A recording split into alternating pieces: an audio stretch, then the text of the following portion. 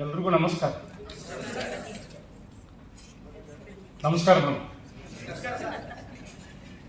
ಭಾಳ ಖುಷಿ ಆಗ್ತಾ ಇದೆ ನಮ್ಮ ಮಾಡಲಗೇರಿ ಅವರ ಕಾರ್ಯಕ್ರಮಕ್ಕೆ ಪಾಲ್ಗೊಳ್ಳೋದು. ಚಂದ್ರಶೇಖರ್ ಮಾಡಲಗೇರಿ ಅವರು 260ನೇ ಕಾರ್ಯಕ್ರಮ ಇದು ಅಂತ ಹೇಳಿದಾಗ ಖಂಡಿತವಾಗಿ ಇದು ಗಿನ್ನಿಸ್ ದಾಖಲೆನೇ. ಯಾಕಂದರೆ ಒಂದು ವಿಶ್ವವಿದ್ಯಾಲಯ, ಒಂದು ಅಕಾಡೆಮಿ, ಒಂದು ಸಂಸ್ಥೆ ಪರಿಷತ್ತುಗಳು ಮಾಡೋದು ಬೇರೆ. ಆದರೆ ಒಬ್ಬ ವ್ಯಕ್ತಿ ತನ್ನ ಸಹಪಾಠಿಗಳನ್ನು ಇಟ್ಕೊಂಡು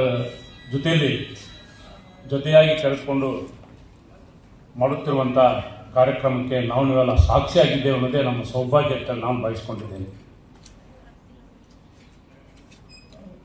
ತುಮಕೂರು ನುಡಿ ಸೊಗಡ, ಮೈ ರೋಮಾಂಚನ ಆಗುವಂಥ 3 ಮಾಂತ್ರಿಕ ಶಬ್ದಗಳು. ತುಮಕೂರು ಅನ್ನೋದೇ ಒಂದು ಮಾಂತ್ರಿಕ ಶಬ್ದ. ಸಿದ್ಧಗಂಗಾ ಶ್ರೀಗಳ ನಮ್ಮ ಕಣ್ಮುಂದೆ ಬರ್ತದೆ. ಶತಾಯುಷಿ ಸಿದ್ಧಗಂಗಾ ಶ್ರೀಗಳು ಕಲ್ಪತರು ನಾಡು. ಸಾಹಿತಿಗಳ, ಅನುಭಾವಿಗಳ, ತತ್ವಜ್ಞಾನಿಗಳ, ಸಂಸ್ಕೃತಿ ಚಿಂತಕರ, ಧಾರ್ಮಿಕ ಸಂತ ಸತ್ಪುರುಷರ, ರಾಜಕೀಯ ನೇತಾರರ, ಶೈಕ್ಷಣಿಕ ಸಾಧಕರ ನೆಲವೀಡು ತುಮಕೂರು. ತುಮಕೂರು ನೆಲದ ಪಾದ ಸ್ಪರ್ಶ ಮಾಡಿದಾಗ ನಮ್ಮ ಮೈ ರೋಮಾಂಚನ ಆಗುತ್ತೆ. ಭಕ್ತಿಯೇ ಹೆಡೆ ಮುರಿದು ಬಿದ್ದಂತೆ, ಗುಡ್ಡೆಲ್ಲ ಹೀನ ಆಗುವಂತೆ ಯಾವ ರೀತಿ ಮಳೆ ಸುರಿತಾ ಇದೆ, ಆ ರೀತಿ ಭಾವಭಕ್ತಿ ಇರುವಂಥ ನೆಲವೀಡು ಇದು. ಇಲ್ಲಿಯ ಮಣ್ಣಿಗೆ, ಇಲ್ಲಿಯ ಗಾಳಿಗೆ, ಇಲ್ಲಿ ನೀರಿಗೆ ಅದರದೇ ಆದ ಪವಿತ್ರತೆ ಇದೆ. ಇಂಥದೊಂದು ನೆಲದಲ್ಲಿ ನಿಂತು ನಾವು ಧನ್ಯತೆ ಅನುಭವಿಸ್ತಾ ಇದ್ದೇವಲ್ಲ, ಪ್ರಶಸ್ತಿಗಳನ್ನು ಸ್ವೀಕಾರ ಮಾಡ್ತಾ ಇದ್ದೀವಲ್ಲ, ಗೌರವವನ್ನು ಪಡೆದುಕೊಳ್ತಾ ಇದ್ದೀವಲ್ಲ, ಅದು ನಮ್ಮ ಜೀವಮಾನದ ಭಾಳ ದೊಡ್ಡ ಸಾರ್ಥಕತೆ ಅಂತ ಹೇಳಿ ನಾನು ಭಾವಿಸ್ಕೊಂಡಿದ್ದೇನೆ ನಾನು. ಯಾಕಂದರೆ ತೆಂಗು ಮತ್ತು ರಾಗಿ ನಮ್ಮ ಕಡೆ, ನಮ್ಮದು ಬಾಗಲಕೋಟೆ, ಶೇಂಗಾ ಜೋಳ ಚೆನ್ನಾಗಿ ಬೆಳಿತೇವೆ. ಮಂಗಳೂರು ಕಡೆ, ಶಿವಮೊಗ್ಗ ಕಡೆ ಅಲ್ಲಿಯ ಪ್ರಾದೇಶಿಕ ಬೆಳೆಗಳು ಇರ್ಬೋದು. ಕಲ್ಪತರು ಅಂದರೆ ದೇವರನ್ನು ನೇರವಾಗಿ ದೇವರಿಗೆ ಅರ್ಪಿಸುವಂಥದ್ದು, ನಿತ್ಯ ದೇವರಿಗೆ ಅರ್ಪಿಸುವಂಥ ತೆಂಗು ಬೆಳೆಯುವಂಥ ನಾಡಿದು ಕಲ್ಪತರು ನಾಡು. ಕಾಮಧೇನು ಕಲ್ಪವೃಕ್ಷ ಆಗ್ತೀವಲ್ಲ ನಮ್ಮ ಬದುಕಿನಲ್ಲಿ. ಈ ರಾಗಿ ಬೆಳೆಯುವಂಥ ನಾಡು. ಎಲ್ಲೆಡೆ ಬೆಟ್ಟ ಗುಡ್ಡಗಳಿಂದ ಆವೃತವಾಗಿ ಸಮೃದ್ಧ ನೆಲದಲ್ಲಿ ತೆಂಗುಗಳ ಗರಿಕೆಯ ಒಂದು ನಿನಾದವನ್ನು ಕೇಳುವಂಥ ನೆಲವೀಡು. ಇಲ್ಲಿ ಜಾತಿ, ಮತ, ಲಿಂಗಗಳನ್ನು ಮೀರಿದಂಥ ಸಿದ್ಧಗಂಗಾ ಮಠದ ಶ್ರೀಗಳು ಒಂದು ಶೈಕ್ಷಣಿಕ ಹರಿಕಾರರಾಗಿ ಅನ್ನದಾಸೋಹವನ್ನು, ಅಕ್ಷರದಾಸೋಹವನ್ನು ಇಡೀ ಜಗತ್ತಿಗೆ ಒಂದು ಮಾದರಿಯಾಗಿ ಕೊಟ್ಟಂಥ. ಇಲ್ಲಿ ಕಲೆ, ಸಾಹಿತ್ಯ, ಸಂಸ್ಕೃತಿಗೆ ಬಹಳ ದೊಡ್ಡ ಹೆಸರನ್ನು ಪಡೆದರು. ತೀರಂ ಶ್ರೀಕಂಠಯ್ಯನವರು, ಬೆಳ್ಳಾವೆ ನರಸಿಂಹಶಾಸ್ತ್ರಿಗಳು, ಜಿ ಉದಯಶಂಕರ್ ಅವರು, ಲಿಂಗದೇವರು ಹಳೆಮನೆಯವರು, ಡಾಕ್ಟರ್ ಬರಗೂರು ರಾಮಚಂದ್ರಪ್ಪನವರು, ಸಾಸಿ ಮರುಳಯ್ಯನವರು, ದೊಡ್ಡರಂಗೇಗೌಡರು, ಟಿ ಸುನಂದಾನಮ್ಮನವರು, ಲಲಿತಾ ಸಿದ್ದಬಸವನವರು, ಕೆ ಪುಟ್ಟರಂಗಪ್ಪನವರು, ಚಾಂದ್ ಭಾಷೆ ಅವರು, ಕರಿಗೌಡ ಬಿತ್ತನಹಳ್ಳಿ ಅವರು, ಸಾಹಿಶ್ರುತಿ ಅವರು, ಇತ್ತೀಚೆಗೆ ಬರೆಯುವಂಥ ಗೀತಾ ವಸಂತ್ ಮೇಡಮ್ ಅವರವರೆಗೆ ಅನೇಕರು ಈ ನೆಲದ, ಈ ದೇಶೀಯತೆಯ, ಈ ಮಣ್ಣಿನ ಗುಣವನ್ನು ಸಾರಸ್ವತ ಲೋಕಕ್ಕೆ ತುಂಬಿ ನಾಲಿಗೆ ಹೆಸರಾದಂಥ. ಇಲ್ಲಿ ಕಥೆಗಳಿವೆ, ಕವಿತೆಗಳಿವೆ, ಬದುಕಿದೆ, ಭಾವನೆ ಇದೆ, ಸಂಭ್ರಮ ಇದೆ, ಸಂತೋಷ ಇದೆ. ಅಕ್ಷರದ ತೇರಲ್ಲಿ ಅಳೆಯುವಂತಹ ಸಂಸ್ಕೃತಿಯ ಬೀಜಗಳನ್ನು ಬಿತ್ತುವಂತಹ ನೆಲವೀಡು ತುಮಕೂರು. ಇಂಥದೊಂದು ತುಮಕೂರಿನಲ್ಲಿ ನುಡಿ ಸಡಗರಕ್ಕೆ ಸಾಕ್ಷಿಯಾಗಿ ನಮ್ಮ ಚಂದ್ರಶೇಖರ್ ಮಾಡಲ್ಗೇರಿ ಅವರು ತಮ್ಮ ಬಳಗದೊಂದಿಗೆ ನಮ್ಮನ್ನೆಲ್ಲ ಇಲ್ಲಿ ಕೂಡಿಸಿದ್ದಾರೆ. ಅದು ನಮಗೆ ಸಂತಸ ಕೊಡುವಂಥ ಸಂಗತಿ. ಇಲ್ಲಿ ನನಗೆ ಪಾಲ್ಗೊಳ್ಳುವುದಕ್ಕೆ ಹೇಳಿದಾಗ ನಾನು ಕೇಳಿದೆ, ಮಾಡಲ್ಗೇರಿ ಅವ್ರಿಗೆ ಸ್ನೇಹಿತರಿಗೆ ಕೇಳಿದೆ. ಅವರು ಒಂದು ಅವಿನಾಭಾವ ಸಂಬಂಧ ನನಗೆ ಪ್ರಕಾಶ್ ಖಾಡೆ ಮತ್ತು ಚಂದ್ರಶೇಖರ್ ಮಾಡಲ್ಗೇರಿ ಅವರು, ಈ ಪ್ರಕಾಶ ಮತ್ತು ಚಂದ್ರಶೇಖರ್ ಅವರಲ್ಲ, ನನ್ನ ಮೊದಲ ಪರಿಚಯ ನಿಮ್ಗೆ ಎಲ್ಲಿ ಆಯಿತು ಅಂತ ಕೇಳಿದೆ. ಇಲ್ಲ ಸರ್, ನನ್ನ ಗುರುಗಳು ನಿಮ್ಮ ಪ್ರೀತಿ ಪಟ್ಟಲು ಕವನ ಸಂಕಲನವನ್ನು 1996ರಲ್ಲಿ ಪ್ರಕಟ ಆಗಿತ್ತು. ವಿದ್ಯಾರ್ಥಿ ಅವರು, ನಾನು ವಿದ್ಯಾರ್ಥಿ ದಶೆಯಲ್ಲೇ ನಿಮ್ಮ ಕವನ ಸಂಕಲನ ಓದಿದೆ ಸರ್, ನಮ್ಗೆ ಭಾಳ ಪ್ರಭಾವ ಆಯಿತು ಅದು ಅಂತ ಹೇಳಿ. ಆ ಹೊತ್ತಿನಿಂದ ಇವತ್ತಿಗೂ ಅದೇ ಪ್ರೀತಿಯನ್ನು ನನ್ನ ಮೇಲೆ ನಮ್ಮ ಚಂದ್ರಶೇಖರ್ ಮಾಡಲ್ಗೇರಿ ಇಟ್ಕೊಂಡು ಬಂದು ಧಾರವಾಡ ನುಡಿ ಸಡಗರ ಆಗಿರ್ಬೋದು, ಎಲ್ಲ ಕಾರ್ಯಕ್ರಮಕ್ಕೆ ಬೇಂದ್ರೆ ಬೆಳತನಕ ಬೇಂದ್ರೆ ಕಾರ್ಯಕ್ರಮ ಆಗಿರ್ಬೋದು, ಎಲ್ಲ ಕಾರ್ಯಕ್ರಮಕ್ಕೆ ಕರೆಸಿಕೊಂಡು 4 ಮಾತುಗಳನ್ನ ಮಾತುವಾಗಲಿಕ್ಕೆ ಅವಕಾಶ ಕೊಡುವಂಥ ಅತ್ಯಂತ ಸಹೃದಯಿ ನನ್ನ ಆತ್ಮೀಯ ಸ್ನೇಹಿತರು. ಆತ್ಮೀಯರೇ, ಇವತ್ತು ನಾನು ಇಲ್ಲಿ ಭಾಳ ಖುಷಿ ಆಯ್ತು. ನಮ್ಮ ಜಯಪ್ಪ ಹೊನ್ನಾಳಿ ಅವರ ಭಾಷಣ ಮಾತುಗಳನ್ನು ಕೇಳಿದೆ. ಯಾಕಂದ್ರೆ ಅವರ ಹಾಡುಗಳು ಕೇಳ್ತಾ ಇದ್ವಿ ನಾವು. ಸುಮ್ಮನೆ ಮಲಗುವಾಗ ಒಂದು ನಮ್ಮ ಹಾಡನ್ನು ಕೇಳಪ್ಪ, ಭಾವಗೀತೆ ಕೇಳಿ. ಅದು ಯಾರು ಪ್ರಚಾರಕ್ಕೆ ಹೋದಾರಲ್ಲ, ಅವರ ಕವಿತೆಗಳು ನಮ್ಮ ಭಾವದಲ್ಲಿ ಬೆರೀತಾವೆ ಅಂತ. ಎಷ್ಟು ಸೊಗಸಾಗಿ ಅವರು ಡಾಕ್ಟರ್ ಜಯಪ್ಪ ಹೊನ್ನಾಳಿ ಅವರು ಎಷ್ಟು ಸೊಗಸಾಗಿ ಮಾತಾಡೋದು ನೋಡಿದ್ರಿ ನೀವು, ಎಷ್ಟು ಸರಳವಾಗಿ ಮಾತಾಡ್ತಾರೆ. ಸಾಧನೆ ಅನ್ನೋದು ಏನಲ್ಲ, ಸಾಧಕರು ಇಲ್ಲಿ ಮುಗಿತನಂಗಿಲ್ಲ, ಇದು ಆರಂಭ ಅನ್ಬೇಕು. ಬಸ್ ಸ್ಟ್ಯಾಂಡ್ ಅದ, ಬಸ್ ನಿಲ್ದಾಣ ಅಲ್ಲವು, ಅವು ಆರಂಭ. ಆ್ಯಕ್ಚುಲಿ ಬಸ್ ನಿಲ್ದಾಣ ಅನ್ಬಾರ್ದು, ಬಸ್ ಆರಂಭ ಅನ್ಬೇಕಾದ್ರೆ.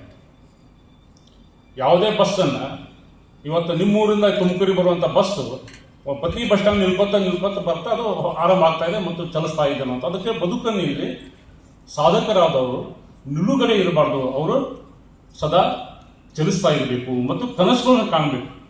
ಅಬ್ದುಲ್ ಕಲಾಂ ಅವರು ಹೇಳಿದ ಹಾಗೆ, ಅಬ್ದುಲ್ ಕಲಾಂ ಅವರು ಹೇಳ್ತಾರೆ, ಕನಸುಗಳನ್ನು ಕಾಣ್ತಾ ಇದ್ರು.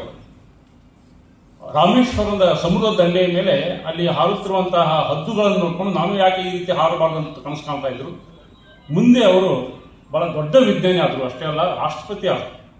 ಬಹಳ ದೊಡ್ಡ ವಿಜ್ಞಾನಿ ಅವರು, ಮೂಲತಃ ದೊಡ್ಡ ವಿಜ್ಞಾನಿ ಅವರು. ಕನಸುಗಳನ್ನು ಕಾಣಬೇಕು, ನಾವು ಕನಸುಗಳನ್ನು ಕಾಣಬೇಕು.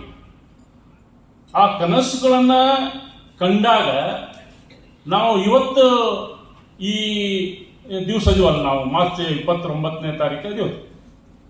ಮುಂದಿನ 1 ತಿಂಗಳದು, 2 ತಿಂಗಳದು, 3 ತಿಂಗಳದು, 6 ತಿಂಗಳದು, 9 ತಿಂಗಳದು ಡೇಟ್ ಒಂದು ಕಾರ್ಯಕ್ರಮ ಸೆಟ್ ಮಾಡ್ಕೊಂಡು ಬಿಡುದು ನಾವು. ನಾನು ಎಲ್ಲೆಲ್ಲಿ ಹೋಗ್ಬೇಕಿಲ್ಲ ಅಂದ್ರೆ ಅಷ್ಟು ದಿನಗಳ ಕಾಲ ಅದು ಸೆಟ್ ಮಾಡಿ ಬದುಕ್ತಾ ಇರ್ತೀವಿ ನಾವು. ನಮ್ಮ ನಾಳೆಯ ಏನನ್ನೂ ಪ್ಲಾನ್ ಇರಲಿಕ್ಕೆ 0 ಇತ್ತಲೋ ಇವತ್ತಿಗೆ ನಾವು ಚಿಂತೆಗೆ ಕೂತು ಬಿಡ್ತೀವಿ, ಎಲ್ಲೋ ಒಂದು ಕಡೆ ಮೂಲಿಡ್ಕೊಂಡು. ಅಂದ್ರೆ ಸಾಧಕರಾದವರು ಚಲಿಸಬೇಕು, ಹೋಗ್ತಾ ಇರಬೇಕು ಅನ್ನೋಂಥ ಮಾತನ್ನ ಅವರು ನಮ್ಗೆ ಎತ್ತಿಪಟ್ಟರು ಅಂತ. ಇಲ್ಲಿ ನನಗೆ MR ಮಲ್ಲಿಕಾರ್ಜುನ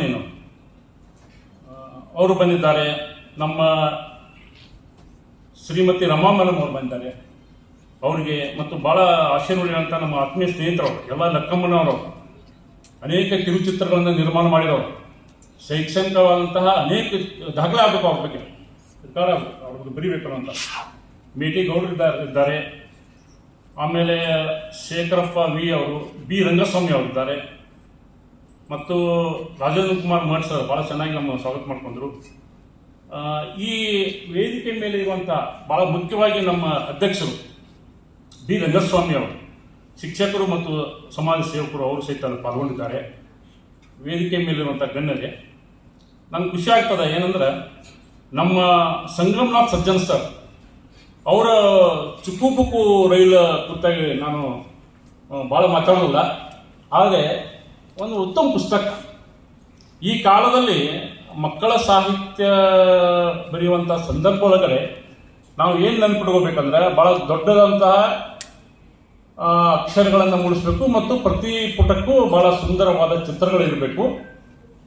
ಸರಳವಾಗಿ ಸುಲಭವಾಗಿ ಮಕ್ಕಳಿಗೆ ಅರ್ಥವಾಗುವ ರೀತಿಯಲ್ಲಿ ಹೇಳಬೇಕು ನೋಡಿ. ಸಾಹಿತ್ಯ ಅಂದ್ರೆ ಏನಂದ್ರೆ ಕೆಲವು ಹೇಳ್ತಾರೆ ಸಾಹಿತ್ಯ ನಮ್ಮ ಕವಿತೆ ಅರ್ಥವಾಗಿಬಿಟ್ರೆ ಕವಿತೆ ಸತ್ತು ಹೋಗುತ್ತೆ. ತಪ್ಪ. ಕವಿತೆ ಅರ್ಥ ಆಗಬಾರ್ದು. ಕವಿತೆ ಅರ್ಥ ಆಗಬಾರ್ದು. ಅದರಲ್ಲಿ ಪ್ರತಿಮೆಗಳನ್ನ ಅವು ಎಲ್ಲ ಹೇಳಿ ಅದು ಏನಂಗೆ ಹೇಳ್ಕೊತ ಬಂದು ಕವಿತೆಯನ್ನ ಕವಿ ಮತ್ತು ಓದುಗರ ನಡುವೆ ಒಂದು ದೊಡ್ಡ ಕಂದಕ ನಿರ್ಮಾಣ ಮಾಡೋದು ಅದಾಗಬಾರ್ದು. ಕವಿ ಮತ್ತು ಓದುಗರ ನಡುವೆ ಒಂದು ಸೇತುವೆ ಬ್ರಿಡ್ಜ್ ಕಟ್ಟಬೇಕಲ್ಲ ನಾವು. ಆ ಕೆಲಸವನ್ನ ಮಕ್ಕಳ ಸಾಹಿತ್ಯದ ಮೂಲಕ ಇಲ್ಲಿ ಮಾಡಿಕೊಂಡು ಬರ್ತಾ ಇದ್ದಾರೆ ಅನ್ನುವಂತ. ಯಾಕಂದ್ರೆ ಇಲ್ಲಿ ಮಕ್ಕಳ ಕವನ ಸಂಕಲನದಲ್ಲಿ ನನಗೆ ಸ್ನೇಹಿತರು ತೋರಿಸಿದ್ರು, ಸರಿ ಚುಕ್ಕುಬುಕ್ಕು ರೈಲಿಗೆ ಬೆನ್ನುಡಿ ಬರೆದವರು ಮಕ್ಕಳೇ ಅಂತೇಳಿ. ಇನ್ನೂ ಒಂದು ನನಗೇನು ಖುಷಿ ಆತಂದ್ರೆ ಈ ಪುಸ್ತಕದ ಚುಕ್ಕುಬುಕ್ಕು ರೈಲಿನ ಪ್ರಯಾಣಿಕರು ಬೈತಾರ, ಮಕ್ಕಳ ಫೋಟೋ ಹಾಕ್ಯಾರು. ಚುಕ್ಕುಬುಕ್ಕು ರೈಲಿನ ಪ್ರಯಾಣಿಕರು ಇವ್ರು ಯಾರಂದ್ರೆ ಇವು ಭವಿಷ್ಯತ್ತಿನ ಓದುಗರು ಇವರು. ಯಾಕಂದ್ರೆ ನಾನು ಅನೇಕ ಬಾರಿ ಪುಸ್ತಕ ಬಿಡುಗಡೆ ಆದಾಗ ಹೇಳ್ತಾ ಇದ್ದೀನಿ, ಕಥಾ ಸಂಕಲನ ಬಿಡುಗಡೆ ಆಗಿರ್ಬೋದು, ಕಾದಂಬರಿ ಆಗಿರ್ಬೋದು, ಕವಿತೆ ಆಗ್ಬೋದು, ಆ ಲೇಖಕರಿಗೆ ಹೇಳ್ತಿದ್ದೆ, ಮೊದಲು ನೀವು ನಿಮ್ಮ ಓದುಗರನ್ನು ಸೃಷ್ಟಿ ಮಾಡಿಕೊಳ್ಳಿ.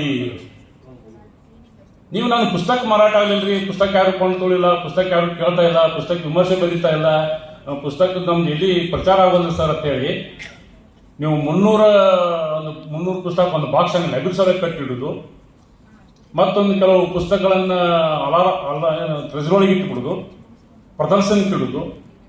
ಕಣ್ಣೀರು ಹೇಳ್ತಾರ, ಬರೀತಾರ ಪುಸ್ತಕಗಳು ಹೇಳ್ತಾವತ್ತ, ನನ್ನನ್ನು ಕಪಾಟಿನಲ್ಲಿ ಭದ್ರವಾಗಿ ಇಡಬೇಡಿ, ಹೊರಗೆ ಬಿಡಿರತ್ತೆ. ನನ್ನ ಕಪಾಟಿನಾಗ ಭದ್ರವಾಗಿ ಇಡಬೇಡ್ರಿ, ಹೊರಗೆ ಬಿಡ್ರಿ, ಫ್ರೀ ಬಿಡ್ರಿ, ನನಗೆ ಹೊರಗೆ ಕಳಿಸ್ರಂತಾವ. ಅಗದಿ ನಾವು ಪುಸ್ತಕ ಏನು ಮಾಡ್ತೀವಿ, ಚಂದೊಂದು ಇದು ಮಾಡ್ತೀವಿ, ಕ್ಲಾಸ್ ಇರುವಂಥದ್ದೊಂದು ಕಪಾಟ್ ಮಾಡಿಸಿ ಬಂದಾಗ ಎಲ್ಲ ತೋರಿಸ್ತೀವಿ, ಮತ್ತೊಂದು ಮುಚ್ಚಿಡ್ತೀವಿ. ಯಾರು ಕೇಳಿದ್ರು ಪುಸ್ತಕ ಕೊಡಂಗಿಲ್ಲ. ಪುಸ್ತಕ ಕೊಡ್ರಿ, ಒಂದು ಓದ್ ಕೊಡ್ತೀವಿ, ಪುಸ್ತಕ ನೋಡಿ ಸರ್ ಅಷ್ಟೇ ಓದಕ್ಕೆ ಕೊಡಕ್ಕೆ ಬರೋದು. ಒಬ್ಬ ಸಾಹಿತಿ, ದೊಡ್ಡ ಸಾಹಿತಿ ರೀ, ದೊಡ್ಡ ಕವಿ, ದೊಡ್ಡ ಹಿರಿ ಮನುಷ್ಯ, ಒಂದು ರೂಮ್ ಮಾಡಿದ್ದ. ರೂಮ್ನಾಗ ಈಗ ಹೆಂಗೆ 1, 2, 3 ಗೋಡಿ ಅದಾವ, 3, 4 ಗೋಡಿ, 3 ಗೋಡಿ ತುಂಬ ಪುಸ್ತಕ ಇಟ್ಟಿದ್ರು. 3 ಗೋಡಿ ತುಂಬ ಪುಸ್ತಕ ಇದ್ದು ಒಬ್ಬರೇ ಇರ್ತದ ಮನುಷ್ಯ.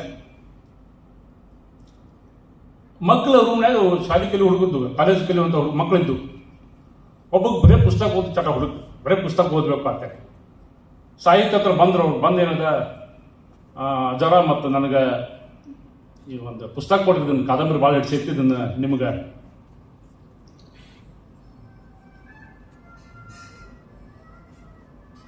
ಸರ್ ಒಂದು ನಿಮಿಷ,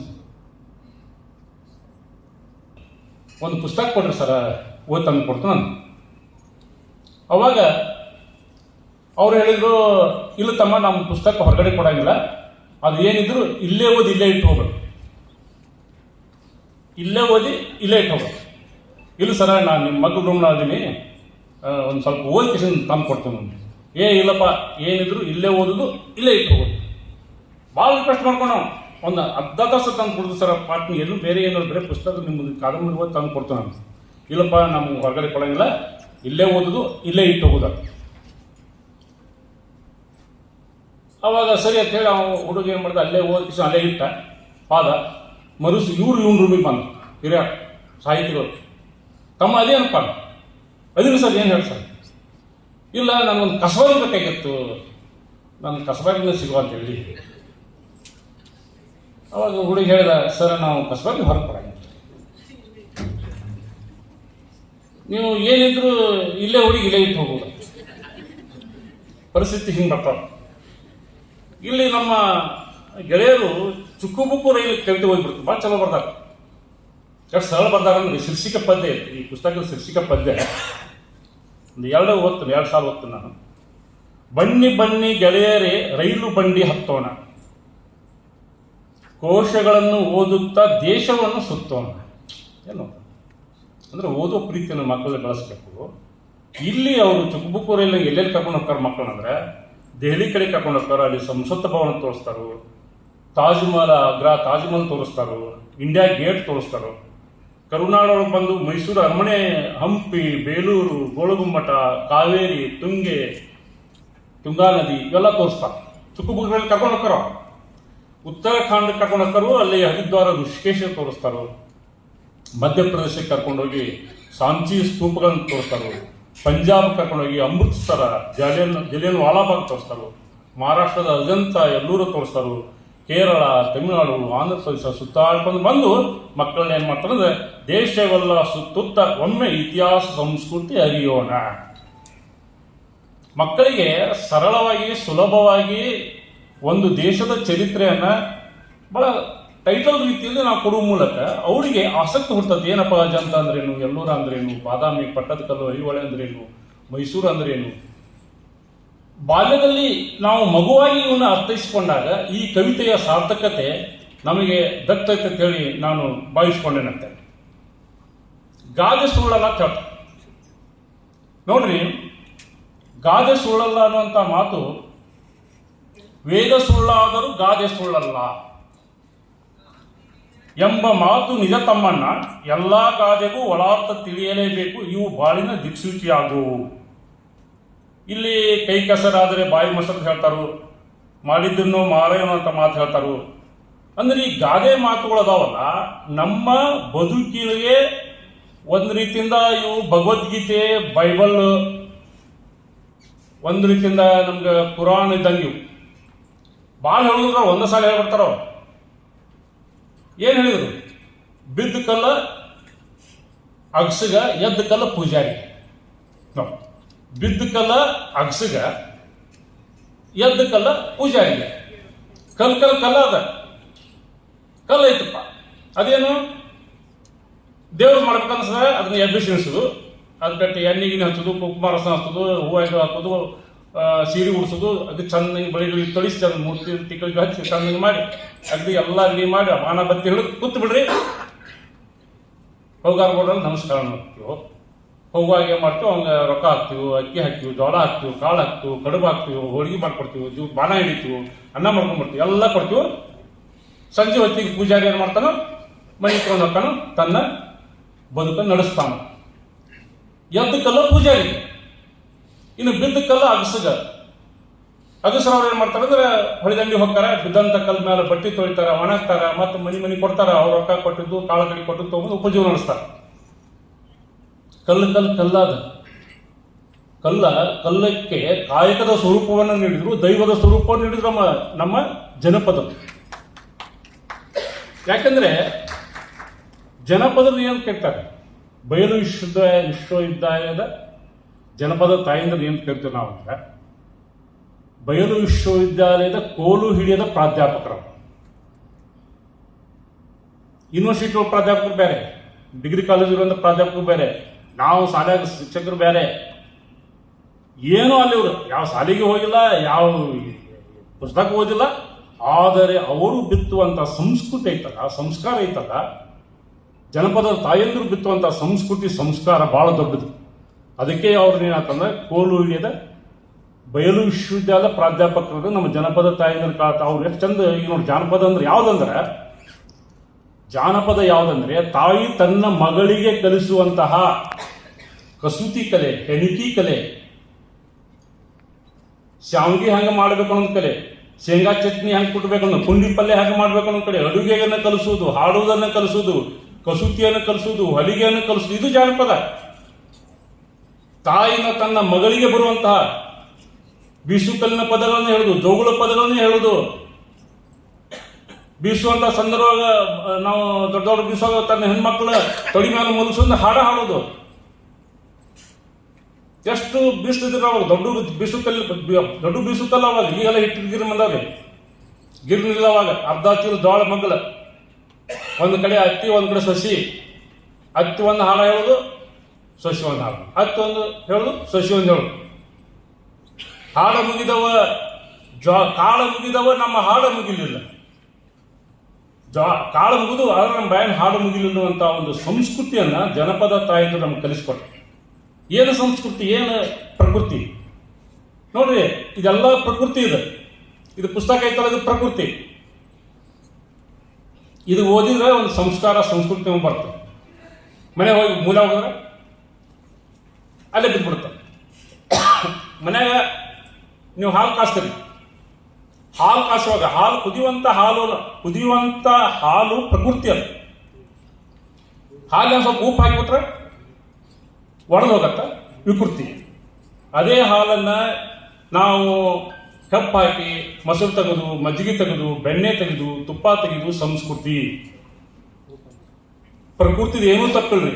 ಪ್ರಕೃತಿ ಹಂಗಿದ್ದಂಗೆ ಇರುತ್ತೆ. ನಮ್ಮ ಪೆನ್ ಒಂದು ಪ್ರಕೃತಿ, ಈ ಹಾಳೆ ಒಂದು ಪ್ರಕೃತಿ, ಈ ಮೈಕ್ ಒಂದು ಪ್ರಕೃತಿ. ಇಲ್ಲ ಒಳ್ಳೆಯದನ್ನ ಮಾತಾಡಿದ್ರೆ ಸಂಸ್ಕೃತಿ, ಕೆಟ್ಟದ್ದನ್ನ ಮಾತಾಡಿದ್ರೆ ವಿಕೃತಿ.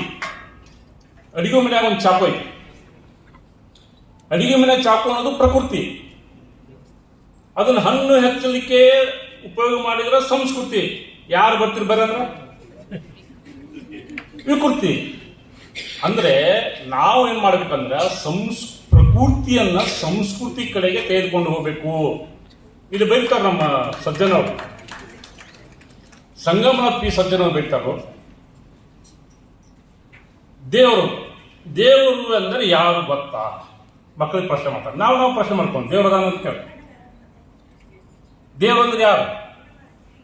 ಇಲ್ಲಿ ಹೇಳ್ತಾರ ಅವರು, ಕಣ್ಣಿಗೆ ಕಾಣುವ ಅಪ್ಪ ಅಮ್ಮ. ನೋಡಿ, ಕರೆಕ್ಟ್ ಬಿಡೋಗ್ಬಿಡ್ರಿ ದೇವರನ್ನ ಯಾರು ಅಂತ ಹೇಳಿ. ನಾನು ವೀರೇಂದ್ರ ಹೆಗ್ಡೆ ಅವರಿಗೆ, ಪೂಜ್ಯ ವೀರೇಂದ್ರ ಹೆಗ್ಡೆ ಅವರಿಗೆ ಸುಮಾರು 40 ವರ್ಷದಿಂದ ಕೇಳಿದ್ದೆ ಈ ಪ್ರಶ್ನೆ, ಸರ್ ದೇವರಾನಂದ ಅಂತ ಹೇಳಿ. ಅವ್ರೇನು ಉತ್ತರ ಕೊಟ್ಟರು ಹೇಳ್ತಾ ನಾನು. ಇಲ್ಲಿ ನಮ್ಮ ಸಂಗಮನಾಥ್ ಪಿ ಸಜ್ಜನ್ ಅವರು, ಇವರು ಮುಖ್ಯಸ್ಥರು ಕ್ರೈಸ್ತ ಸ್ಕೂಲ್ದು ನಮ್ಮ ಬೆಂಗಳೂರು, ಒಳ್ಳೆಯ ಕನ್ನಡ ಪಂಡಿತರು. ಕಣ್ಣಿಗೆ ಕಾಣುವ ಅಪ್ಪ ಅಮ್ಮ ನಮ್ಮ ಸಲುಹ ದೇವರು, ಪೊರೆಯುವ ಭೂತಾಯಿ, ಹರಿಯುವ ಜಲದೇವಿ, ನಮ್ಮನ್ನು ಪೋಷಿಸುವ ದೇವರು. ಬೆಳಕಿನ ಸೂರ್ಯ, ಬೆಳಗುವ ಚಂದ್ರ, ನಮ್ಮನ್ನು ಜಗದಿ ಬೆಳಗುವ ದೇವರು. ಸೂಸುವ ಗಾಳಿ, ಸುರಿಯುವ ಮಳೆ ದೇವರು. ಜ್ಞಾನ ನೀಡುವ ಶಿಕ್ಷಕ, ಬಂಧು ಮಿತ್ರರು ದೇವರು. ಮುಗ್ಧ ಮನಸ್ಸು, ಉತ್ತಮ ನಡತೆಯ ಮನುಜರು, ನಾವು ಅಪೇಕ್ಷಿಸುವ ದೇವರು. ನಾವು ಈ ದೇವರನ್ನ ನಮ್ಮ ಸುಮ್ಮನೆ ಪ್ರತಿ ಕ್ಷಣ ನೆನೆಸ್ತೀವಿ. ಒಬ್ಬ ಏನ್ ಮಾಡಾಯ್ತದ, ಗಿಡ ಕಡೆ ತಂಗಿ ಕಡೆ ಆಯ್ತಿದ್ದ, ದೊಡ್ಡ ಎತ್ತರ ಗಿಡ, ಗುಡ್ಡದಾಗ ದೊಡ್ಡ ಕಲ್ಲು ಗುಡ್ಡ ಒಳಗೆ ಅಂತ ಎತ್ತರ ಗಿಡ, ಪೂರ್ತಿ ಮ್ಯಾಲ ನಿಂತ ಟೊಂಗಿ ಕಡೆ ಆಗ್ತಿದ್ದ.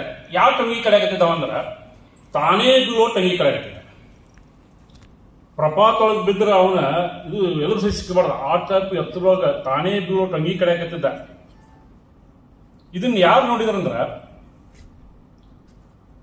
ಶಿವಪಾರ್ವತಿ ನೋಡಿದ್ರು. ಶಿವಪಾರ್ವತಿ ನೋಡಿ ಪಾರ್ವತಿ ಏನಂದು, ಅಲ್ಲ ಅವ ಬಿದ್ರೆ ಅವನ ಜೀವ ಉಳಿಯಂಗಿಲ್ಲ, ಅವನ ಕಾಪಾಡ್ರ ಅವನಂತ, ಈಗ ಬೇಗ ಕಾಪಾಡ್ರ ಅವನು, ಬೀಳ್ತಾನೆ ಇನ್ಮೇಲೆ ಬೀಳ್ತಾನ, ಸತ್ತ ಹೊಕ್ಕನ, ಅವನು ಕಾಪಾಡ್ರ. ಅವಾಗ ಶಿವ ಏನಂದ, ಇಲ್ಲ ಕಾಪಾಡೋನು, ಆದ್ರೆ ಒಂದು ಕಂಡೀಷನ್. ಏನು? ಅವ ಅಪ್ಪ ತಲುಪಿದ್ರೆ ನಾನು ಹೂವಿನಂಗೆ ಎತ್ಕೊಂಡು ಸೈಡ್ ಇಡ್ತೀನು, ಅವ್ವ ತಲುಪಿದ್ರೆ ನೀನು ಎತ್ಕೊಂಡು ಸೈಡ್ ಇಡುತ್ತೆ. ನೋಡಿ ಕಂಡೀಷನ್ ಏನಿದು, ಬೀಳು ಗ್ಯಾರಂಟಿ, ಬೀಳ್ತಾನ. ಅಪ್ಪ ಬಿದ್ದಲು ನಾನು ಎತ್ಕೊಂಡು ಅವನು ಬದುಕಿಸ್ತನು, ಅವ್ವ ಚೀರ್ ಬಿದ್ರೆ ನೀ ಎತ್ಕೊಂಡು ಅಮ್ಮ ತಿಳಿಸ್ಬಿಡತ್ತೆ. ಬಿದ್ದ ಅದ್ರ ಏನಂದವ, ಅಯ್ಯಯ್ಯೋ ಅನ್ನ. ಇಬ್ಬರಿಗೆ ಕನ್ಫ್ಯೂಸ್ ಆಗ್ತದೆ, ಯಾರು ಎತ್ಕೊಂಡು ಗೊತ್ತಾಗಿಲ್ಲ, ನಿಂತ್ಬಿಟ್ಟು ಕೈ ಹೋದಿ ಮಾಡ್ತಾನೆ. ಮನುಷ್ಯನಾದವನು ಅವ್ವನ್ನ, ಅಪ್ಪನನ್ನ, ಗುರುವನ್ನ ನೆನಸ್ತ. ಅಯ್ಯೋ ಗುರುವೇ, ಅವ್ವ ಅಪ್ಪ ಅಂತಂದ್ರ ಅಂದ್ರೆ ಅಲ್ಲಿ ನಮ್ಮ ಕರುಳು ಹೊಲೆ ಕರಗಿ ಏನು ಕಾನೂನು ನಾವು ಬಂದು ಬದುಕಿಸ್ತಾನೆ, ಹಾಪ ಬದುಕತ್ತೆ. ಎಲ್ಲಿದ್ದೇವ್ರ, ಎಲ್ಲಿ ಅಪ್ಪ, ಎಲ್ಲಿ ಮಾಸ್ತರ, ನಮಗೆ ಕಲಿಸ್ತಾನ ಅಂದ್ರಿ ಅವ್ರ ಭವಿಷ್ಯ ಅದು ಭಾಳ ವಿಮುಖವಾಗತ್ತೆ ಅಂತ. ಆದ್ಮೇಲೆ ನಾನು ಬಹುಶಃ ನಮ್ಮ ಗೆಳೆಯ ಬಂದಿದ್ರು ಮುಗಿಸ್ತೇನೆ. ಭಾಳ ಚಂದ ಕಾರ್ಯಕ್ರಮ. ನಮ್ಮ ಮಲ್ಲಿಗಿರಿ ಅವರು, ನಮ್ಮ ಕಾಮರಾಜ್ ಸರ್ ಅವರು, ಮೇಡಮ್ ಮೇಡಮ್ ಬಂದರು, ಅವ್ರು ಕಾರ್ಯಕ್ರಮ ಪಾಲ್ಗೊಳ್ಳೋದು ಖುಷಿ. ಯಾಕಂದ್ರೆ ಇಲ್ಲಿ ಭಾಳ ಸರಳ ಇದೆ, ಯಾವ ಮೆರವಣಿಗೆ ಇರೋಂಗಿಲ್ಲ, ಹೂ ಹಾರ ಇರೋಂಗಿಲ್ಲ, ಎಷ್ಟು ಸಿಂಪಲ್. ಅಲ್ಲಿ ಸಾಧಕರೇ ಮಾತಾಡ್ತಾರೆ. ಸಾಧಕರೇ ನಮ್ಮ ಜೊತೆ ಮಾತಾಡೋರು. ಕೊನೆಗೊಂದು ಬೇಂದ್ರೆ ಅವರ 3 ಸಾಲಿನ ಪದ್ಯ ಹೇಳ್ತೀನಿ ನಾನು. ಕಣ್ಣಿದ್ದವರು ಬರೀತಾರ ಕ್ಷೀರಸಾಗರ್ ನಕಾಶ. ಕಣ್ಣಿದ್ದವರು ಬರೀತಾರ ಕ್ಷೀರಸಾಗರ್ ನಕಾಶ. ಕಣ್ಣಿದ್ದವರು ಕಾಲ್ ಹಾದಿ ಮಾಡ್ತಾರ ಆಕಾಶ. ಕಣ್ಣಿದ್ದವರು ಕಾಲ್ ಹಾದಿ ಮಾಡ್ತಾರ ಆಕಾಶ. ನೆತ್ತಿ ಮ್ಯಾಲ ಕಣ್ಣಿದ್ದವ್ರಿಗೆ ಗ್ವಾಲಿ ಆಗ್ತದ ಪ್ರಕಾಶ. ನೆನ್ಪಡುವರು ನೆತ್ತಿ ಮ್ಯಾಲ, ಈಗ ನೆತ್ತಿ ಮ್ಯಾಲ ಕಣ್ಣಿದ್ದವ್ರು ನಾವು ನೆತ್ತಿ ಮ್ಯಾಲ ಕಣ್ಣು ಬಂದ ಅಂತಿರ್ತಾರ. ನೆತ್ತಿ ಮ್ಯಾಲ ಕಣ್ಣಿದ್ದವ್ರಿಗೆ ಗ್ವಾಲಿ ಆಗ್ತದ ಪ್ರಕಾಶ. ನಾವು ದೇವಸ್ಥಾನ ಗುಡಿಯೊಳಗೆ ಹೋಗ್ಬೇಕಾದ್ರೆ ಮಾಡ್ಬೇಕು, ಬಾಯಿಗೆ ಹೋಗ್ಬೇಕು. ಅಲ್ಲಿ ಯಾಕಂದ್ರೆ ಬಾಳ ಇಟ್ಟು ಸಣ್ಣ ಮಾಡಿರ್ತಾರ. ಅಲ್ಲೇ ನಾನು ಬಾಯಿಗೆ ಹೋಗಲ್ಪ ಅಂತೇಳಿ ಎದಿ ಶರ್ಟ್ಸ್ ಹೋದ್ರೆ ಇಲ್ಲಿ ಗುಮ್ಮಟಿ ಹೇಳ್ದತ್ತೆ. ಗುಮ್ಮಟಿ ಹೇಳ್ದ ಪ್ರಕಾಶ ಬೆಳಕು ಬರ್ತದೆ. ಹಕ್ಕನ ಬೆಳಕು ಬರ್ತ ಪ್ರಕಾಶ ಹಿಂಗೆ ಮಾಡ್ತಾನ. ನೆತ್ತಿ ಮ್ಯಾಲ ಕಣ್ಣಿದ್ದವ್ರಿಗೆ ಗ್ವಾಲಿ ಆಗ್ತದ ಪ್ರಕಾಶ. ಇದು ಜೀವನದಾಗ 3 ನೆನಪಿಟ್ಕೊಳ್ಳಿ. ನಿಲ್ಬೇಕು, ಎಲ್ಲಿ ನಿಲ್ಬೇಕು. ಕಣ್ಣಿದ್ದವರು ಬರೀತಾರೆ ಕ್ಷೀರಸಾಗರ ನಕಾಶ. ಕಣ್ಣಿದ್ದವ್ರು ಕಾಲ್ ಹಾದಿ ಮಾಡ್ತಾರೆ ಆಕಾಶ. ಚಲಿಸ್ಬೇಕು, ಚಲಿಸ್ತಾ ಇರ್ಬೇಕು. ನಾವೆಲ್ಲ ಇಲ್ಲಿ ಬಂದೀವಿ ಅನ್ಬೇಕ, ನಾವು ನಿಜವಾದ ಸಾಧಕರು. ಯಾಕಂದ್ರೆ ನಮ್ಗೆ ನೆತ್ತಿ ಮೇಲೆ ಕಣ್ಣಿಲ್ಲ, ನಮ್ಮ ಹೃದಯ ಒಳಗಡೆ ಕಣ್ಣದ. ಅಂತ ಹೃದಯದ ಕಣ್ಣುಗಳನ್ನು ಇಲ್ಲಿ ಕೂಡಿಸಿದಂಥ ನಮ್ಮ ಚಂದ್ರಶೇಖರ್ ಮಾಳಲಿಗೇರಿ ಅವರಿಗೆ, ಅವ್ರ ಬಳಗಕ್ಕೆ ಭಾಳ ಪ್ರೀತಿಯಿಂದ ನನ್ನ ಮಾತುಗಳನ್ನು ಈ ಹೊತ್ತಿಗೆ ಆಲಿಸಿದಂತಹ ತಮ್ಮೆಲ್ಲರಿಗೆ ಅಭಿವಂದಿಸುತ್ತಾ ನನ್ನ ಮಾತುಗಳಿಗೆ ವಿರಾಮ ಹೇಳ್ತೇನೆ. ಮತ್ತೊಮ್ಮೆ ತಮ್ಮೆಲ್ಲರಿಗೂ ನಮಸ್ಕಾರ.